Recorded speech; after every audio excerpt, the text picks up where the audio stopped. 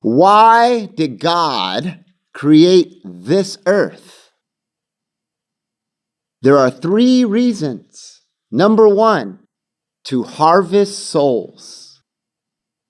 Jesus said, I am the true vine, and my Father is the husbandman.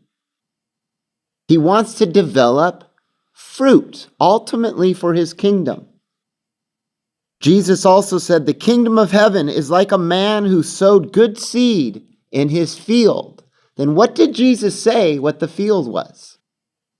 Later in that chapter, he says the field is the earth. Why did God create the earth? To harvest souls. Like any harvest, it's a momentous task. Can I say enormous? It takes patience. Does God, our Father, have patience? He's the farmer. And we know that we, like any harvest, we need to be pruned. That's what he does to us. It says that the washing of the water of the word. Doesn't any harvest need water? And then we need to be protected. We are protected, aren't we? From what? Spiritual diseases. That's called sin. And all this has to come out of us. And the farmer knows that. So he's working this harvest. He also protects us from what? Varmints, evil varmints, demonic forces. So we can be what? Harvested in this wonderful field. And it says in Acts 14:22, the author stated, through much tribulation, we enter into God's realm. That's where the new earth is. So now we're on this earth, the simulation earth, which is physical, correct? It's a material world. It has entropy, and we have to deal with the elements. It's also cursed. And we, in this harvest, are being developed to what? To endure to the end. That's our finish line. That's when God picks you. Isn't that what a farmer's greatest day is? To have his harvest so he can share in the fruit of his abundance. So the first point is to harvest souls. Now, God gave what to Adam? The first commandment he gave to Adam was he was created on the 6th day. Also on that day were the beast, the creeping things. So he's probably created towards the end of that 24-hour period. But we don't know because then he was placed in the garden. You don't know the time before in his development, but he wasn't an infant. So he's placed in the garden. And then the 7th day occurs. At evening, it's the Sabbath. Now, that's an opportunity to be what? Harvested. That is our hope. That's why he was placed on the simulation. And Adam didn't buy it. So we have hope in the Sabbath for all of mankind. And so what did Jesus say when he went into the temple after healing a man that waited so many years to dip in that pool? Okay, he was healed. He says, on the Sabbath, my Father works and I work. Now think about that. You're not supposed to work on the Sabbath. What is he talking about? Harvesting souls. He never stops. And that's why he said that. Now, I want to go to 1 Corinthians chapter 15 because it states all the 3 harvests in the Bible. In 1 Corinthians 15, also known as the resurrection chapter, let's read verse 22. For as in Adam all die. You're not harvested. You ever heard of rotten fruit? So also in Christ shall all be made alive. So only those that have Christ in them could be picked on that harvest day. Now, there are 3 harvest days in the Bible, and it states the first one here, but each in its own order. Christ, the first fruit. Now, when was he harvested? The wave sheaf during the festival of unleavened bread. And that was on a Sunday, and if you count 50, you're going to get to the next harvest. It says, also those who are Christ at his coming. So you count 50, and that symbolizes the walk, the enduring, like the farmer. It takes a long time to harvest. And so that symbolizes that. And then on Pentecost, it's called, Pentecost means what? The festival of first fruits. It's always a very small amount. Can we say 144,000? 12,000 under each one of the 12 apostles? 12 foundations of New Jerusalem? All those will be harvested. And that harvest is called what in the Bible? Wheat. Jesus before was called barley. And it's a fact in Israel. Barley comes before the wheat. So there's the first 2 harvests. But what's this third harvest? We then read, afterwards the end comes, when he shall have delivered up the kingdom to him, who is God the Father, when he shall have put an end to all the rule and authority and power. Now, when you read the whole Bible, it talks about having, in Exodus 23:14, it says there are 3 times a year, there are festivals where you go out and bring an offering to who? Because he's there. To God. And you bring an offering. Now, what's the purpose behind this? When you go to unleavened bread, the offering is for the celebration of the first harvest, which is Jesus Christ. Without him, we cannot have the second harvest. So we go and celebrate this. Why? Because why? God created the earth. Now we know, because we're keeping his holy days. And did you know in Genesis 1, it talks about he made it appointed times in the stars? And he said, you will keep my Sabbaths, plural. Every Sabbath points to the future. And unleavened bread has 2 Sabbaths. Pentecost is a Sabbath.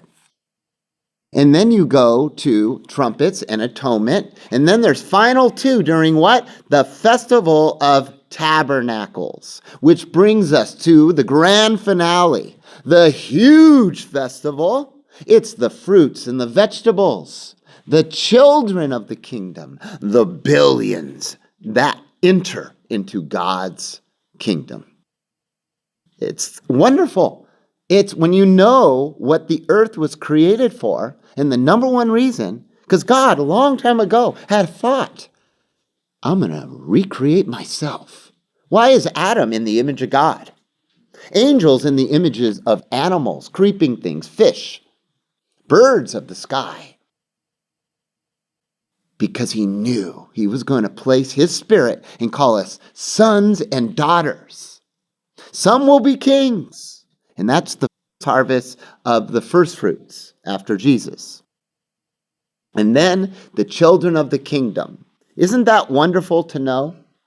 Let's go to Proverbs 11, verse 30. It's a huge subject. Bible is an acronym for basic instructions before leaving earth. Leaving earth to go to what? The new earth. That's the whole purpose. And when we go to Proverbs 11, and I'm going to read one verse, verse 30. Proverbs 11, verse 30, the fruit of the righteous is a tree of life. Now think about that for a second. What does it say in Psalm 1? That we become a tree of life and that our fruit will be eaten of. The end of Revelation 21 says there's 12 manner of fruits on the tree of life. There are 12 tribes. Think about this. We are going to be the virtuous woman, the church that marries Christ for another harvest of the children. And it says, the fruit of the righteous is a tree of life, and he who wins souls is wise. Remember Jesus in Samaria? He had his apostles, and he goes, look up, apostles. Don't you know? Look at this. The harvest is at hand. It's already white for harvest. Yet it's 4 months before the harvest. He was talking about human beings. Why did he say to the apostles, I'll make you a fisher of men? Isn't that a harvest? They bring in sushi or whatever, how you want to cook it. It's a harvest that it's symbolized. And that's why Jesus said, my Father works and I work. And then there's tons of scriptures on this. That we all, when we tithe, our first tithe, we're investing in the greatest meaning of anything, of what this earth is. The harvest of souls. Isn't it the greatest business? When Jesus was 12 years old, where was his mindset? On the number one point. Don't you know that I go about my Father's business? In other words, a harvest of souls. That's why I'm sent. And you'll see me harvested one day. He talked about that, didn't he? It all seems to be put together. So it's the first point is why he made this earth, this simulation, is to harvest souls. And that's why in Job 38, that all the angels, when it was created, this simulation, they shouted with joy. They knew, and they're very interested. We'll see a verse about this. They even look into what's going on. And that brings us to point number 2. For a witness. That's why. Man's recorded history, can we say 6,000 years, has never ushered in a utopia. Why? Because in Adam, all die. What does it say in Proverbs 14:12? There's a way that seems so right to a man, but go to the end, the last chapter, the conclusion of the matter is death. You shall eat of the tree of life, and you'll live forever, Adam. But if you eat of this tree, of the knowledge of good and evil, you will surely die. So this is what we have. Egypt, a recorded history. They only record their wins, don't they? But we know there were losses. And they had their attempt to bring in utopia. There's a new Pharaoh. He'll bring it in. Did it happen? No. And then you have all the civilizations that we read in the Bible. Babylon. We have the Persians and the Medes. But they were conquered by the Greeks. And then the Roman Empire. How did they do? It came at the end of their civilization. They became so lazy that they had to hire mercenaries to fight their wars. And they fell. The fall of Rome, the fall of this nation, the fall of this man. It's all over the place in our history. I want to go to Ecclesiastes 1 because Solomon understood this. He was an experiment that God showed this one man all the possibilities of what you could achieve in this life. And what did Solomon call it? Let's begin in verse 9 of Ecclesiastes 1. Verse 9. That which has been is that which shall be, and that which has been done, that which shall be done. And then the famous saying, and there's nothing new under the sun. I saw that before. We've seen that before with Babylon. History repeating. There's even a song. A little bit of history repeating. They write songs about these things because we are in an insanity loop. It says, is there a thing of which it may be said, see, this is new. This is the new earth. It will never happen in this realm because we are corruptible. It has already been in the days of old, which were before us. Why did Jesus say, in the end time will be like the time of Noah, eating and drinking and marrying, where the earth is full of violence? Because it all happened before. There is no memory of former things, neither shall there be any remembrance of things that are to come by those who shall come afterwards. Do you know your great-great-grandfather? It says, I, the preacher, was king over Israel and Jerusalem, and I gave my heart to seek and search out by wisdom concerning all things that are done under the heavens. It is a grievous task God has given to the sons of men to be exercised by it. I have seen all the works that are done under the sun. What's the conclusion? And behold, all, not some, all is vanity and striving after wind. You could read the whole book of Ecclesiastes. It's an experiment to show mankind that only God can bring utopia. They can try. And what did Solomon write at the very end? The conclusion of the whole matter is to fear God and to keep his commandments. Why? His commandments are signposts. They're flashlights into the future. So one day, like the Sabbath, you could enter into his rest. So man has had a witness. Let's go to Jeremiah 3. Jeremiah the prophet. Did they listen to Jeremiah? They threw him in a cesspool. That's why Jesus has come out of the world. Don't fall in love with the world. You're going to fail. And in Jeremiah chapter 3, verse 8, we read the following. And I saw when for all the causes for which backsliding Israel committed adultery. What does it say in Hebrews 10? That the Christian shouldn't go backwards unto destruction. We're supposed to go forward. Israel represents the church? Wait a second. I thought they're perfect and holy and righteous. Well, this was physical Israel, a model. What was their witness to mankind, their gift to mankind? Well, we'll read. I sent her away and gave a bill of divorce to her. God divorced her.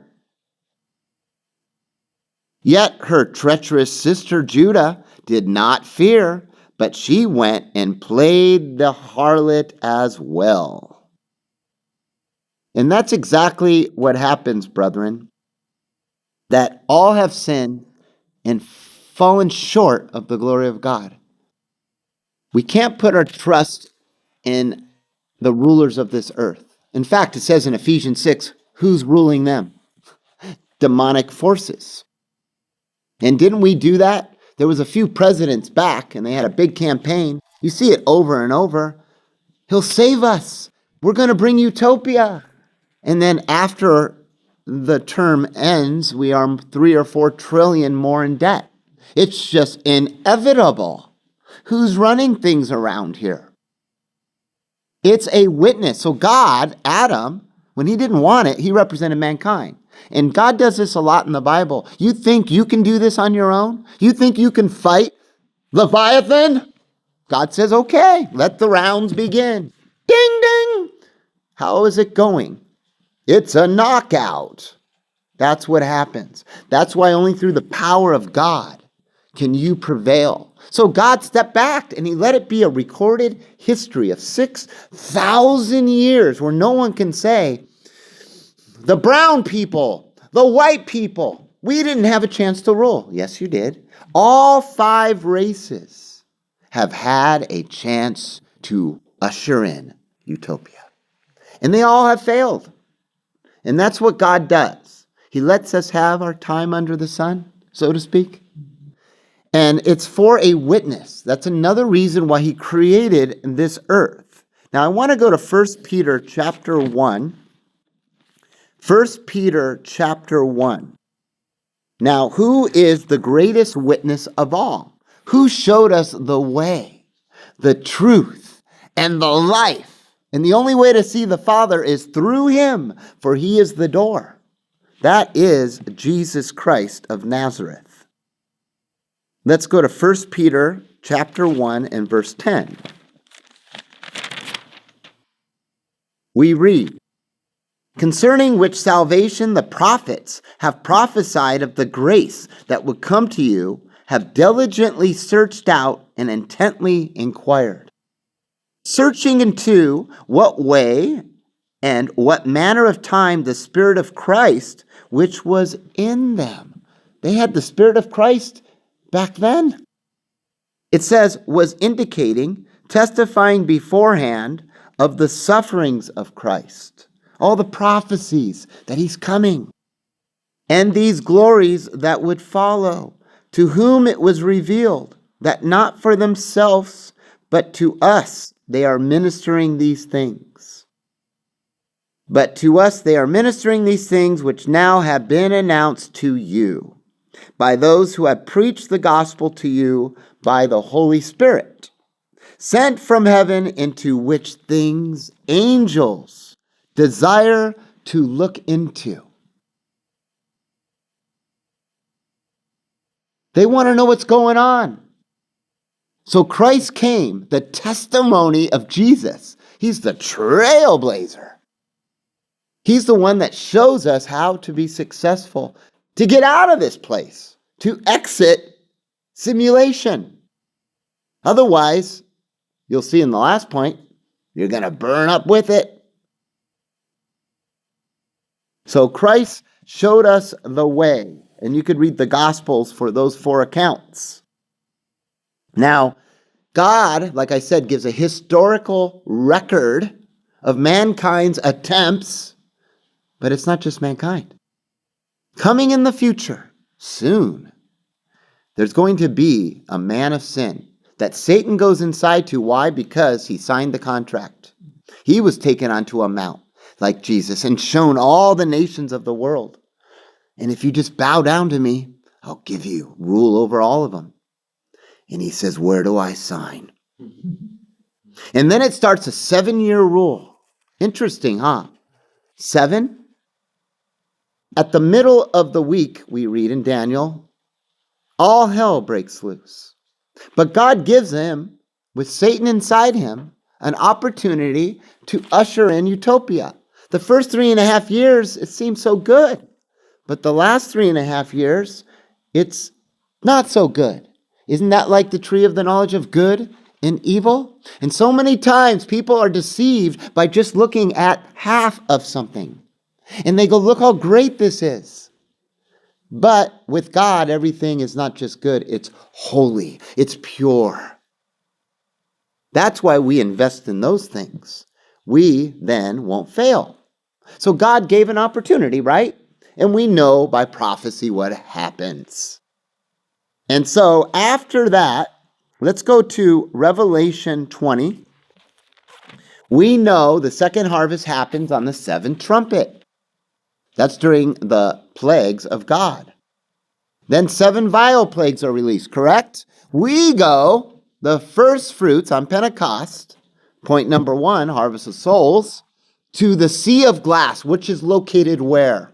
In God's realm, because the Father's there. And it's before his throne in Revelation 4. So we go there for our training, for our wedding ceremony. And then we return with Christ on white horses. We go back, heaven opened up because we went there. We will go in and out of the door. And we return for the battle of Armageddon. And it's on that day that the man of sin, 7-year reign, ends. He's ripped apart with ashes. His flesh melts on his skull. That's his end result, which is a type of lake of fire to come. That's the end result. So what do we do? Jesus, boom, lands on the Mount of Olives. It cleaves in two. He establishes his kingdom on the earth after atonement, when he binds Satan the devil. So look at this. This is perfect, right? You could play an orchestra, just like he gave Israel his laws. This is awesome. God's people, right? Divorce. He then will give it to the world. All for what? A witness. We'll sit back for 1,000 years. And what do? Yes, they're a lot better in many ways. God, as for Jesus Christ, is here with all his saints as teachers. But is it utopia? Is it the kingdom of God? No, it isn't. It's still, they keep the Sabbath. Why? Because the kingdom's coming. They still have to pray, thy kingdom come. Because it's just like Israel. The laws are there, but no flesh and blood can inherit the kingdom. They're not harvested yet. This mortal puts on immortality. That's point number one. So this is all for a witness that even they can try physically with all their sacrifices during the millennium, that they won't achieve utopia. It is not the new earth where no more sin is. The demons are gone, yes, but man has selfishness in himself. Read Jeremiah 17:9. The heart is desperately wicked. Who can know it? So then the earth is being prepped for what?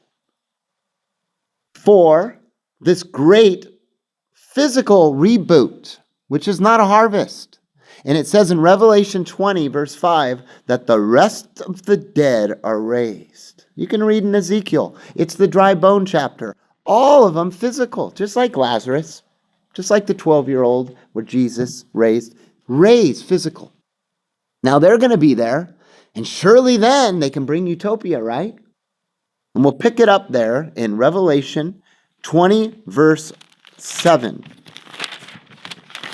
And we read, now when the 1,000 years have been completed, Satan shall be loosed out of his prison, and he shall go out to deceive the nations that are on the four corners of the earth, Gog and Magog, of whom the number is as the sand of the sea. Billions. To gather them together for war. Are they going God's ways? Are they bringing utopia? Then I saw them go up upon the breadth of the earth and encircle the camp of the saints and the beloved city, and fire came down from God out of heaven and consumed them. So that's the last act that's recorded in the Bible for this earth, this physical one. And it ends in utter destruction there. Well, eventually, which brings us to the third point, this happens. The earth was created for judgment, and he does it through fire and outer darkness. But first, the judgment to the ungodly. So let's go to Matthew 25:41, and we're going to read what Jesus says. Then shall God also say to those on the left, this is this great white throne judgment, left is the goats. You don't want to be on that side. Depart from me, you cursed ones, into the eternal fire, which has been prepared, notice, for the devil and his angels. They were already doomed before when they were cast down. So they go after the ungodly in the left are thrown in. Let's shoot over to 2 Peter 3. 2 Peter chapter 3 and verse 7. But the present heavens and the earth, that's this one, are being held in store by his word and are being reserved for fire. It has an appointment with fire. It's not yet. In the day of judgment. That's the great white throne judgment and destruction of the ungodly. I have a note here. I have Psalm 1:5. Therefore the ungodly shall not stand in the judgment. They're the ones on the left. You can't stand when an angel casts you in the lake of fire. And we know that the universe becomes the lake of fire. So how could anyone live? They need to be rebooted on this white throne judgment platform. And that's exactly what happens. For what? A judgment. And Jesus talked about this in John 5. Some that have good works will have a judgment of mercy, and they will have everlasting life, and they will shine as the sun, as Daniel says in chapter 12. Now, these scriptures are all over the place in the Bible. So, there are those that are thrown in the lake of fire for judgment. Now, let's go to Revelation 20 for that event. Revelation 20. And in verse 11, we read, "Then I saw a great white throne, and the one who was sitting on it." Now notice what happened. "From whose face the earth and heaven fled away." So right before they went onto that platform, the whole universe melted. There's tons of scriptures on this. In Isaiah, it says, heaven and earth will dissolve. Don't be attached to this physical one. It says, "And no place was found for them. And I saw the dead, small and great, standing before God. And the books were open." What books? The Bible. "And the book of life. And the dead were judged out of the things written in the books." Would it be a good idea to read these books? There's 66 books. When you read them, it's God speaking to you. Do you want to hear God? I ask people in the world or in the church, how much do you study? "Oh, I don't really study." "Oh, so you just listen to self. And it won't be too good on Judgment Day. Everyone that gets thrown in the lake of fire, "I wish I would have read. I wish I would have read." Right? So how is your reading doing? How's your studying? Study fervently. Study daily, he said to Timothy, to show yourself approved. What? For the day of judgment, where mercy can be applied. Okay, and it says, "And the dead were judged according to" what? Their works. Not their own work. Okay, if they're judged according to their own works, you ever had this thought? They get the lake of fire. If they're judged and let Jesus do the works with them and have godly works, then they have everlasting life. It's either or. And it says in this, now it says how they got there. The Bible does this a lot. "And the sea gave up the dead that were in it, and the death and the grave gave up the dead that were in them, and they were judged individually according to their works. And death and the grave were cast into the lake of fire." This is the second death. You could be rebooted 72 times. It doesn't matter. That's physical. Once one is thrown in the lake of fire, he could never be rebooted again. Can you say his old man is dead now? So God gives us the opportunity right now to have the old man destroyed, like with baptism, for the first point, the harvest of souls. So if you don't get the first point, you're going to end up in the third point in the lake of fire. And he does what? He uses the earth. Literally, he uses the universe and the earth for this last point because he burns it all up. So it has fire. Now, let's go back to a verse 10, because we know Satan is thrown with the demons after all the disobedient ones. In verse 10 we read, "And the devil who deceived them was cast into the lake of fire and brimstone, where the beast and the false prophet had been cast." See? And that includes all the ungodly. "And they, Satan and the demons, shall be tormented now day and night into the ages of eternity." This is what messes up a lot of people. It's not talking about the physical ones as poof. Malachi says in chapter 4, read it. The unrighteous will be what? Ashes under the righteous feet. Ashes. Not no Dante's Inferno. That's all hogwash and lies by Satan the devil. You can't live forever only through Jesus Christ. The mortal must put on immortality. In Adam all die.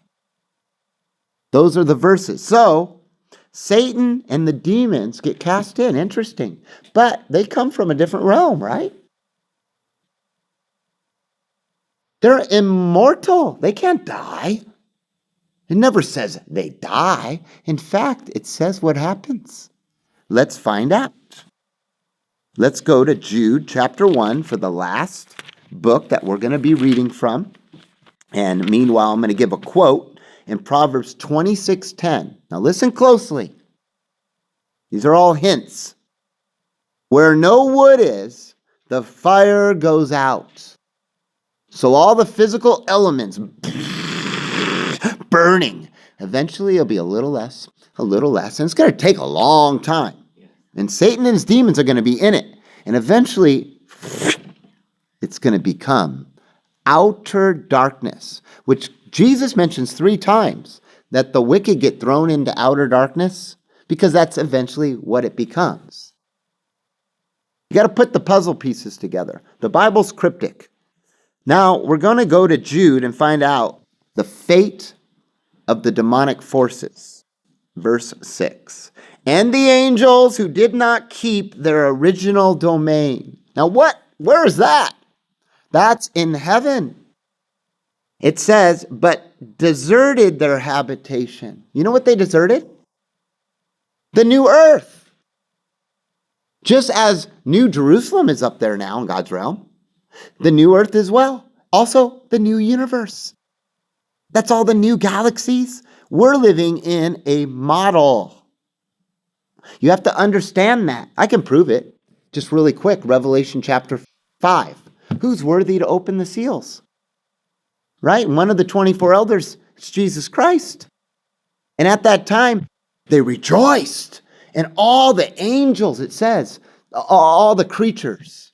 That's what angels are. They're not in the image of man. It says, on the earth and under the sea, all them rejoiced. And it says what they said. There's a list of what they said. Is the animals like a bear on this earth capable of praising God with those certain words? But up there, angels are above us now. They're more intelligent than us. And they're prepping the new earth for what? For the sons of glory to arrive. Talk about the arrival. We're always, when are the aliens coming here? When are we going there? And that's where New Jerusalem ends up, on the new earth. What did John say in Revelation 21, verse 1? Then I saw, John, a new heavens and a new earth, for the old passed away. So that corresponds with 2 Peter 3, verse 7, which we read. Isn't that beautiful? So the final fate, Satan then, is in verse 13. Raging waves of the sea, casting up like foam their own ignominious shame. Wandering stars. In Revelation 1, what are stars? Angels. But these ones are wandering. They're also called black holes. Wandering like vagabonds. Doesn't Satan wander? What happened to the goat on the Day of Atonement? It was to wander, right?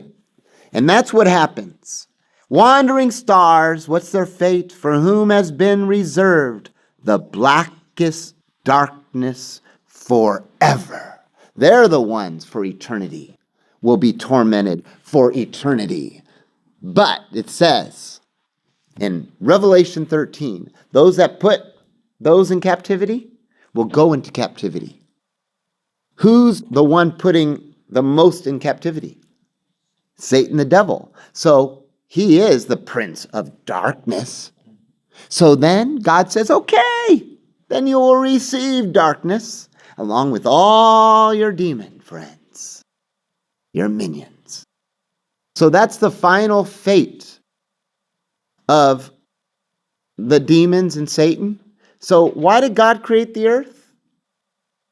For 3 reasons. Number 1 is to harvest souls. Number 2, it's for a witness. How did we do? Then we had the witness of Jesus, showing us the way, the truth, and the life. And then ultimately, he even uses this earth. He burns it all up for condemnation. It starts with fire, and then it burns out, and it becomes outer darkness for Satan and his demons. The truth will set you free, brethren. Isn't it wonderful to understand this knowledge And it comes from studying, from God's Spirit of understanding, and living your life towards the way that will make you, in the first point, the harvest of souls. I hope you are filled with knowledge, and I hope this sermon inspires you.